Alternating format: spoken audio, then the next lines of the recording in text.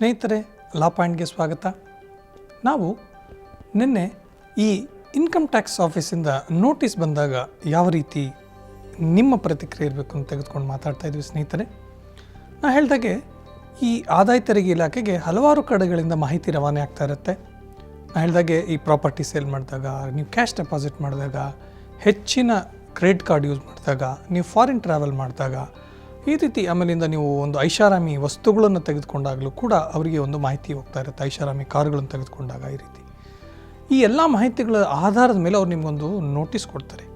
ಆ ನೋಟಿಸಲ್ಲಿ ಏನಿರುತ್ತೆ ಅಂತಂದರೆ, ನೋಡಿ ನಮ್ಮಲ್ಲಿ ಮಾಹಿತಿ ಇದೆ, ನೀವು ಈ ರೀತಿ ಟ್ರಾನ್ಸಾಕ್ಟ್ ಮಾಡಿದ್ದೀರಾ ಅಂತ ಒಂದನೇ ಇದಿರುತ್ತೆ, ಮಾಹಿತಿ ಇರುತ್ತೆ.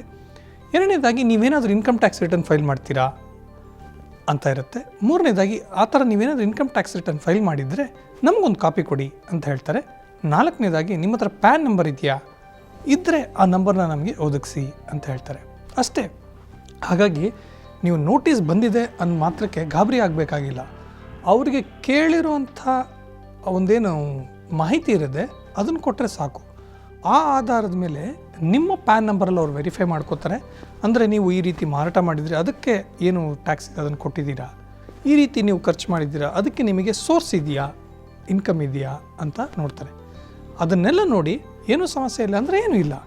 ಆದರೆ ನೀವೇನಾದರೂ ಆ ಒಂದು ತೆರಿಗೆ ಕಟ್ಟಿದ ತಪ್ಪಿಸ್ಕೊಂಡಿದ್ರೆ ಖಂಡಿತ ಮತ್ತೆ ನಿಮಗೆ ಪ್ರಾಬ್ಲಮ್ಸ್ ಅನ್ನೋದಿರುತ್ತೆ. ಅದನ್ನು ನಿವಾರಣೆ ಮಾಡೋದಕ್ಕೂ ಅವರು ಅವಕಾಶ ಕೊಡ್ತಾರೆ. ಅವರೇನು ಹೇಳೋದಿಷ್ಟೇ, ನೋಡಿ ನಮಗೆ ಮಾಹಿತಿ ಇದೆಯಲ್ಲ, ನೀವು ಆ ತೆರಿಗೆ ಕಟ್ಟಬೇಕಾಯ್ತು ಈ ಟ್ರಾನ್ಸಾಕ್ಷನಲ್ಲಿ, ಕಟ್ಟಿದರೆ ನಮಗೊಂದು ಪ್ರತಿ ಕೊಡಿ, ಇಲ್ಲ ಅಂತಂದರೆ ಈಗ ರಿಟರ್ನ್ ಫೈಲ್ ಮಾಡಿ ಅಂತ ಹೇಳ್ತಾರೆ.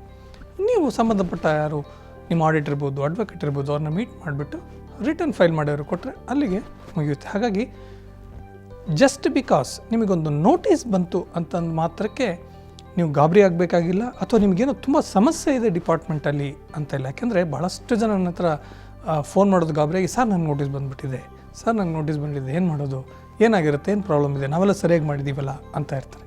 ಖಂಡಿತವಾಗ್ಲೂ ನೀವು ಆ ರೀತಿ ಹೆದರ್ಕೋಬೇಕಾಗಿಲ್ಲ. ಫಸ್ಟು ಕೂಲಂಕುಷವಾಗಿ ನೋಟಿಸ್ ಓದಿ, ಆಮೇಲೆ ನೀವು ನಿರ್ಧಾರಕ್ಕೆ ಬನ್ನಿ ನಿಮಗೆ ಸಮಸ್ಯೆ ಇದೆಯಲ್ಲ ಅಂತ. ಪುನಃ ನಿಮ್ಮ ಮುಂದೆ ಬರ್ತೀನಿ ಸ್ನೇಹಿತರೆ, ಇದೇ ರೀತಿ ಕಾನೂನು ವಿಚಾರಗಳನ್ನು ತೆಗೆದುಕೊಂಡು. ನಮಸ್ಕಾರ.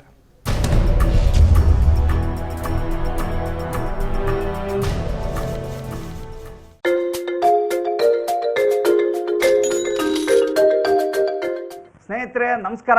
ನೀವು ನೋಡ್ತಾ ಇದ್ದೀರಾ ಮನಿ ಪ್ಲ್ಯಾಂಟ್. ನಾನು ರವೀಂದ್ರ ಜೋಶಿ. ದುಡ್ಡನ್ನು ಮಾಡೋದು ಹೇಗೆ ನಿತ್ಯ ಹೇಳ್ತಾನೆ ಇದ್ದೀವಿ. ಒಂದಲ್ಲ ಸಾವಿರಾರು ಸೂತ್ರಗಳನ್ನು ಇಲ್ಲಿವರೆಗೆ ಹೇಳ್ತಾ ಬಂದಿದ್ದೇವೆ. ಭಾಳ ಮುಖ್ಯವಾದ ಇನ್ನೊಂದು ಸೂತ್ರವನ್ನು ಇವತ್ತು ನಿಮಗೆ ಹೇಳ್ತೇನೆ. ದುಡ್ಡನ್ನು ಮಾಡಬೇಕು ಅಂದರೆ ದುಡ್ಡಿನ ಚಲನವನ್ನು ನಾವು ಗಮನಿಸಬೇಕು. ಏನೀಗಂದರೆ, ನಮ್ಮ ಅಪ್ಪ ಅವನು ಮಾತು ಹೇಳ್ತಿದ್ದ, ಎಲ್ಲಿ ಲೆಕ್ಕ ಇಲ್ಲ ಅಲ್ಲಿ ರೊಕ್ಕ ಇಲ್ಲ ಅಂತೇಳಿ. ನೀವು ಲೆಕ್ಕ ಹಿಡದೆ ಹೋದರೆ ರೊಕ್ಕ ನಿಮ್ಮ ಹತ್ರ ಇರಲ್ಲ. ಇನ್ನೊಬ್ಬ ನನ್ನ ಸ್ನೇಹಿತ ಹೇಳಿದ್ದ, ನೀನು ದುಡ್ಡನ್ನು ಸಮುದ್ರಕ್ಕೆ ಚೆಲ್ಲೋದಾದರೂ ದುಡ್ಡನ್ನು ಎಣಿಸಿ ಚೆಲ್ಲು ಅಂತ ಹೇಳೋನು. ಅಂದರೆ ದುಡ್ಡಿನ ವಹಿವಾಟನ್ನು ಗಮನಿಸುವ ಮೂಲಕ ನಾವು ದುಡ್ಡನ್ನು ಮಾಡಲಿಕ್ಕೆ ಸಾಧ್ಯ ಇದೆ ಅನ್ನೋದನ್ನು ನಾವು ಮನಗಾಣಬೇಕು. ಏನಾಗಂದರೆ, ಒಂದು ಶಾಪಿಂಗ್ ಮಾಲಿಗೆ ಬರ್ತೀವಿ. ಶಾಪಿಂಗ್ ಮಾಡಿ ಬಂದ ತಕ್ಷಣ ನಮ್ಗೆ ಎದುರುಗಡೆ ಫಸ್ಟಿಗೆ ಪರ್ಫ್ಯೂಮ್ದು ಕೌಂಟ್ರ್ ಕಾಣುತ್ತೆ. ಒಬ್ಬ ಸುಂದರವಾದ ಹುಡುಗಿ ನಮ್ಮ ಬಳಿ ಬರ್ತಾಳೆ. ಅದ್ಭುತವಾದ ಪರಿಮಳ ನಮ್ಮ ಮೂಗಿಗೆ ಸೋಕತ್ತೆ. ಅವಳು ಹೇಳ್ತಾಳೆ, ನೀವು ಪರ್ಫ್ಯೂಮ್ ಖರೀದಿ ಮಾಡಬೇಡಿ, ಇಲ್ಲಿರುವಂಥ ಟೆಸ್ಟರನ್ನು ಯೂಸ್ ಮಾಡಿ ಅದರ ಸ್ಮೆಲ್ಲನ್ನು ಗಮನಿಸಿ, ಅದರ ಪರಿಮಳವನ್ನು ಅಗ್ರಹಣಿಸಿ ಅಂತ ಹೇಳ್ತಾರೆ. ಒಂದು ಟಿಶ್ಯೂ ಶೀಟ್ ಮೇಲೆ ಸ್ಪ್ರೇ ಮಾಡ್ತಾಳೆ, ನಿಮ್ಮ ಕೈ ಕೊಡ್ತಾಳೆ, ಅದ್ಭುತವಾದ ಪರಿಮಳ, ಸಂತೋಷ ಆಗಿಬಿಡುತ್ತೆ, ಮನಸ್ಸು ಆಹ್ಲಾದಗೊಳ್ಳುತ್ತೆ. ನೀವು ನಿಜವಾಗಲೂ ಪರ್ಫ್ಯೂಮನ್ನು ಕೊಂಡ್ಕೊಳ್ಳಿಕ್ಕೆ ಆ ಅಂಗಡಿಗೆ ಹೋಗಿಲ್ಲ ನೀವು, ಬಟ್ ನಿಮಗೆ ಆ ಪರ್ಫ್ಯೂಮು ನಿಮ್ಮನ್ನು ಸಂಮೋಹನಗೊಳಿಸುತ್ತೆ. ತಕ್ಷಣ ನೀವೇನು ಮಾಡ್ತೀರಿ, ಇದ್ರ ಬೆಲೆ ಎಷ್ಟು ಅಂತ ಕೇಳ್ತೀರಿ. ಯಾವ ಪರ್ಫ್ಯೂಮನ್ನು ನೀವು ಖರೀದಿ ಮಾಡಬಾರ್ದು ಅಂದ್ಕೊಂಡಿದ್ರು ಅದನ್ನು ಕೊಂಡುಕೊಳ್ಳುವುದಕ್ಕೋಸ್ಕರ ನೀವು ಅದರ ದರವನ್ನು ಕೇಳ್ತೀರಿ. ಅವಳು ಹೇಳ್ತಾಳೆ 1200 ರೂಪಾಯಿ ಅಂತಾಳೆ.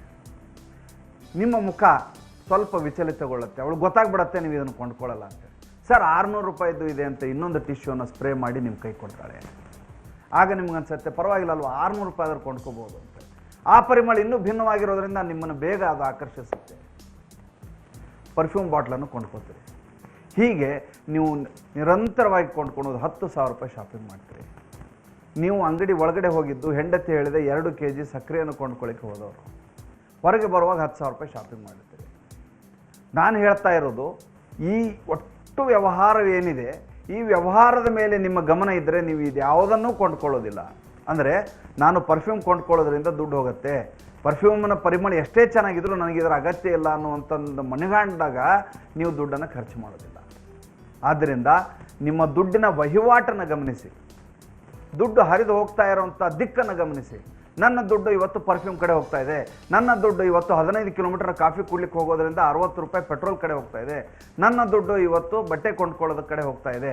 ನಿಮ್ಮ ದುಡ್ಡಿನ ಚಲನವನ್ನು ನಿಮ್ಮ ಗಮನಕ್ಕೆ ಬಂದುಬಿಟ್ರೆ ದುಡ್ಡು ಖರ್ಚಾಗೋದಿಲ್ಲ.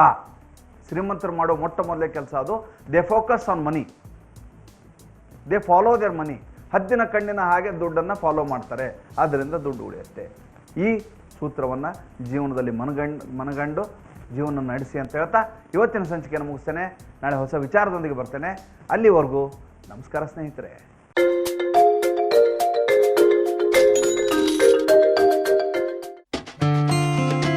ಹಾಯ್ ವೀಕ್ಷಕರೇ, ಗುಡ್ ಮಾರ್ನಿಂಗ್. ಟಿಫನ್ ಬಾಕ್ಸ್ ಕಾರ್ಯಕ್ರಮಕ್ಕೆ ಎಲ್ಲರಿಗೂ ಸ್ವಾಗತ. ನಾನು ನಿಮಗೆ ವಿಶೇಷವಾಗಿ ಇವತ್ತು ಪನ್ನೀರ್ ವಿತ್ ಬೇಬಿಕಾರ್ನ್ ರೈಸ್ ಮಾಡ್ತಾ ಇದ್ದೀನಿ. ಅದಕ್ಕೆ ಏನೆಲ್ಲ ಬೇಕು ಅಂತ ಸಾಮಗ್ರಿಗಳು ನೋಡೋಣ.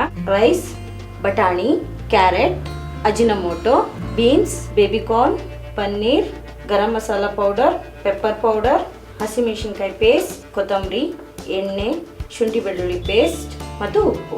ಸೊ ಬನ್ನಿ ಹೇಗೆ ಮಾಡೋದಂತ ತೋರಿಸ್ಕೊಡ್ತೀನಿ. ಎಣ್ಣೆ 3 ಸ್ಪೂನು. ಎಣ್ಣೆ ಕಾದ ನಂತರ ಮೊದಲಿಗೆ ಈರುಳ್ಳಿ ಹಾಫ್ ಬೌಲ್ ಅಷ್ಟು ತೊಗೊಂಡಿದ್ದೀನಿ. ಗೋಲ್ಡನ್ ಬ್ರೌನ್ ಬರೋವರೆಗೂ ಫ್ರೈ ಮಾಡಬೇಕು. ನಂತರ ಇದಕ್ಕೆ ಹಸಿಮೆಣಸಿನ್ಕಾಯಿ ಪೇಸ್ಟ್ ಸ್ವಲ್ಪ ಸ್ಮೆಲ್ ಹೋಗೋವರೆಗೂ ಚೆನ್ನಾಗಿ ಫ್ರೈ ಮಾಡಿ. ನಂತರ ಇದಕ್ಕೆ ಶುಂಠಿ ಬೆಳ್ಳುಳ್ಳಿ ಪೇಸ್ಟ್ ಹಾಫ್ ಸ್ಪೂನ್ ಸಾಕು. ಇದಕ್ಕೆ ನೆಕ್ಸ್ಟು ಕ್ಯಾರೆಟ್ ಹಾಫ್ ಕಪ್ ತೊಗೊಂಡಿದ್ದೀನಿ. ನೆಕ್ಸ್ಟ್ ಬೀನ್ಸ್, ನಾನು ಹಸಿ ಬಟಾಣಿನ ಸ್ವಲ್ಪ ಬೇಯಿಸಿದ್ದೀನಿ, ಇದು ಹೆಲ್ತ್ಗೆ ಒಳ್ಳೆಯದು. ಇದು ಹಾಫ್ ಬೌಲ್. ಇದಾದಮೇಲೆ ಇದಕ್ಕೆ ಮೇನ್ ಇಂಗ್ರೀಡಿಯೆಂಟ್ಸ್ ಆದಂತಹ ಬೇಬಿಕಾರ್ನ್ ಎಲ್ಲ ಕಡೆ ಸಿಗುತ್ತೆ. ಸೊ ಅದು ತುಂಬ ಒಳ್ಳೆಯದು, ಡಯಟ್ ಕಾನ್ಷಿಯಸ್ ಇರೋರಿಗೆ ತುಂಬಾ ಒಳ್ಳೆಯದು. ಇದು ಚೆನ್ನಾಗಿ ಆಗಿದೆ. ಇದಕ್ಕೆ ಇವಾಗ ಸಾಲ್ಟ್, ನಿಮ್ಗೆ ಎಷ್ಟು ಬೇಕೋ ಅಷ್ಟು ಸಾಲ್ಟ್ನ ಯೂಸ್ ಮಾಡಿ ನೀವು. ಸ್ವಲ್ಪ ಪೆಪ್ಪರ್ ಪೌಡರ್, ಧನಿಯಾ ಪುಡಿ, ಸ್ವಲ್ಪ ಅಜಿನಮೋಟೊ ಚಿಟಿಗೆ ಹಾಕಿದ್ರೆ ಸಾಕು. ಇದು ತುಂಬ ಟೇಸ್ಟ್ ಕೊಡುತ್ತೆ ನಿಮ್ಮ ಫುಡ್ಗೆ.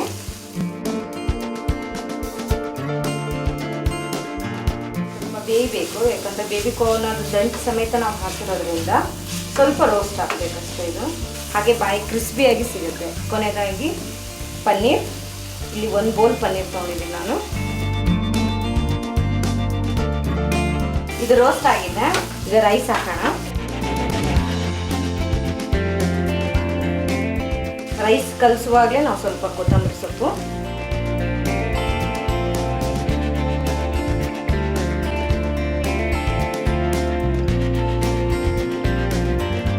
ಸೊ ವೀಕ್ಷಕರೇ, baby corn with paneer rice ready ಆಗಿದೆ. ಇದನ್ನ ಈಗ ಒಂದು ಸರ್ವಿಂಗ್ ಬೌಲ್ಗೆ ಹಾಕೋಣ.